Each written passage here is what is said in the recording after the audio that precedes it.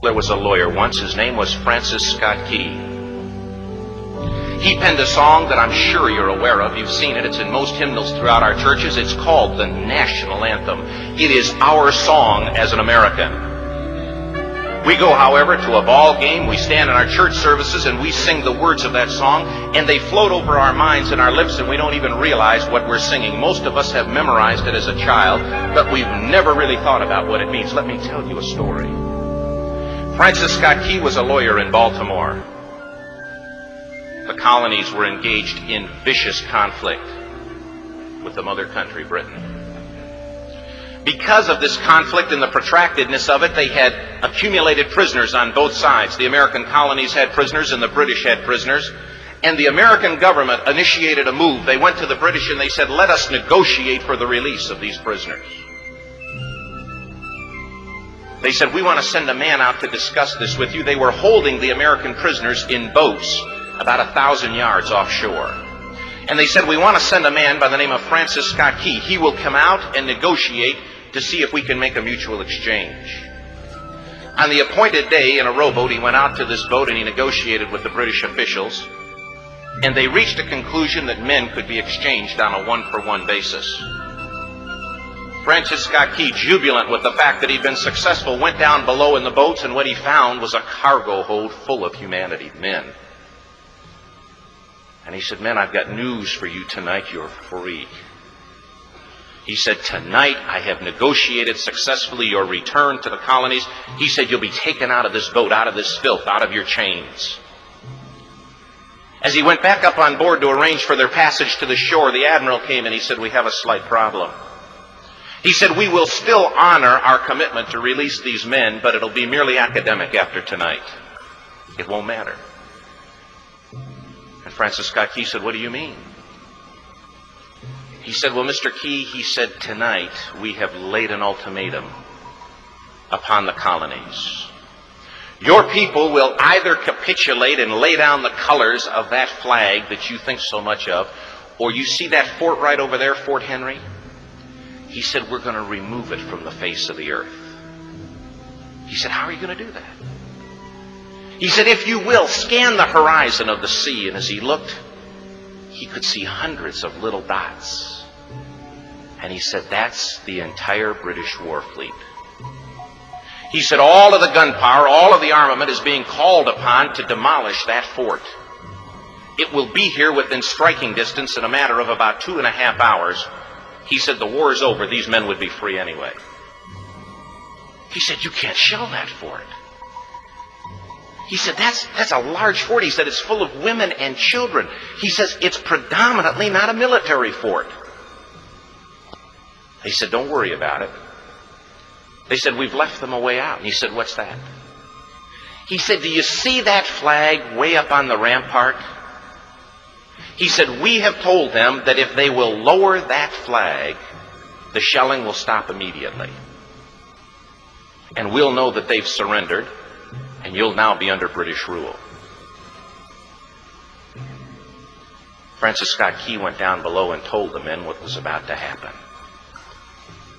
And they said, how many ships? He said, hundreds. The ships got closer. Francis Scott Key went back up on top and he said, men, I'll shout down to you what's going on as we watch. As twilight began to fall, and as the haze hung over the ocean as it does at sunset, suddenly the British war fleet unleashed. He says the sound was deafening. There were so many guns that there were no reliefs. He said it was absolutely impossible to talk or hear. He said suddenly the sky, although dark, was suddenly lit.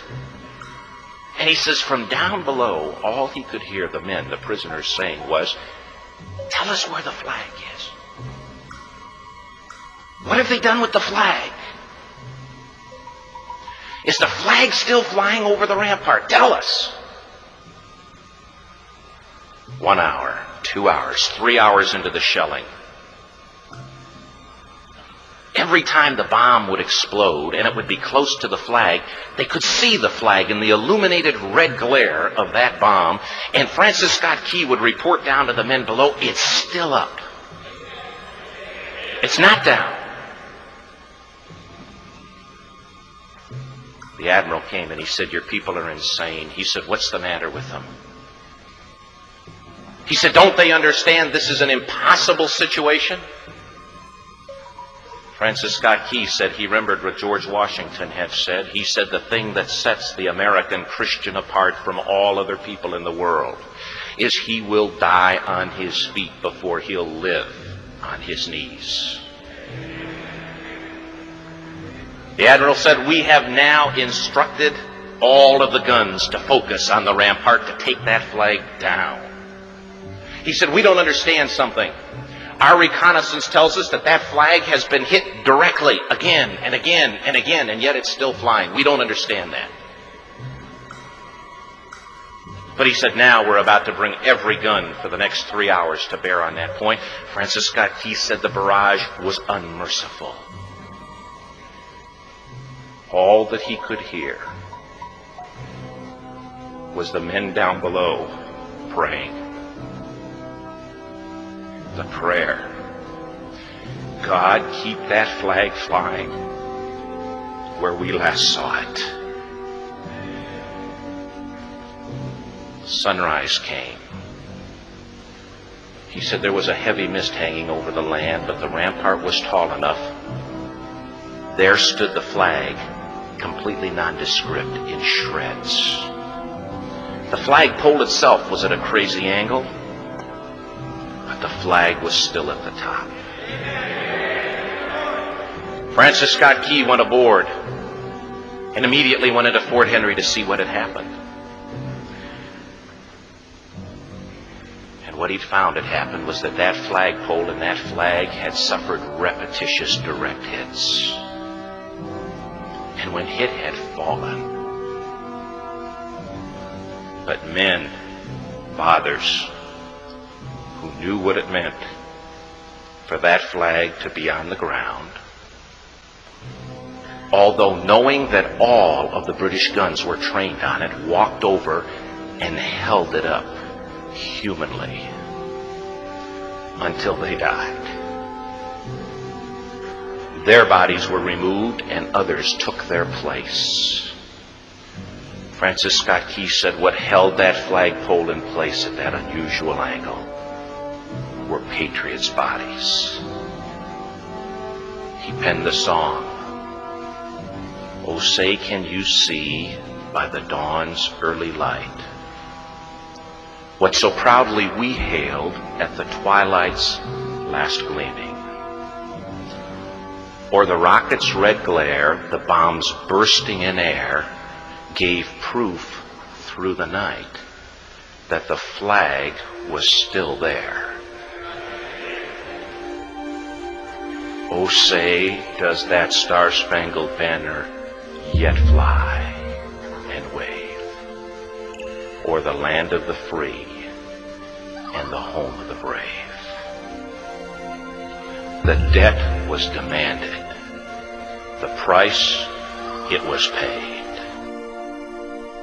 Oh, say, can you see by the dawn's early light what so proudly we hailed at the twilight's last gleaming, whose broad stripes